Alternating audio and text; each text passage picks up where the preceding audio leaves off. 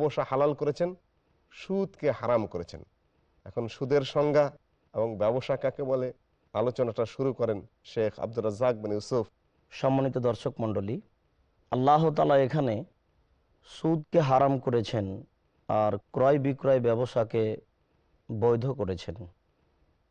সেই সময়ে এক শ্রেণীর মানুষ মনে করত যে সুদের মাধ্যমেও পয়সা বৃদ্ধি হয়, ব্যবসার মাধ্যমেও পয়সা বৃদ্ধি হয়। তো ব্যবসা বাণিজ্য যেমন, সুদও তেমন। এই দুটো জিনিসকে তারা একই রকম মনে করত, দুটাতেই সম্পদ মানুষের বৃদ্ধি হয়। কিন্তু আল্লাহ তাআলা তাদের এই পরিকল্পনা, তাদের এই হিসাবকে বাতিল ঘোষণা করে আল্লাহ তাআলা ব্যবসাকে বৈধ করলেন আর সুদকে হারাম করলেন এবং ব্যবসাকে হালাল করলেন।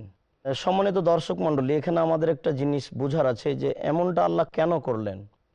দেখুন, আসলে সুদ বলা হয় প্রত্যেক বস্তু যেটা হুবাহু বৃদ্ধি হবে, যাতে কোনো বিনিময় থাকে না।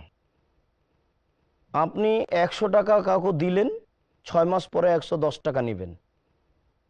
আপনি কোনো বিনিময়ে গ্রহণ করলেন না। এটা একজনকে টাকা দিয়েছিলেন 100, 6 মাস পরে আপনি 110 টাকা নিলেন।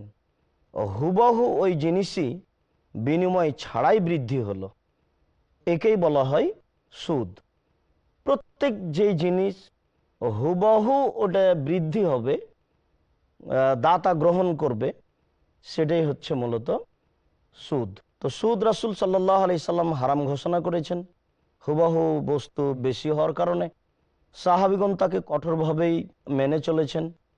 অপরদিকে ব্যবসা বলতে বিনিময়ের মাধ্যমে হয়, যদিচ আমরা এখানে কিছু ভুল বুঝাবুঝির মধ্যে থেকে গেছি যে যে কোনো একটা বিনিময়কে আমরা ধরে নিচ্ছি যে এটা ব্যবসা। এ কারণে আমরা অনেক ব্যবসাকে বৈধ মনে করছি। পরে ফিরে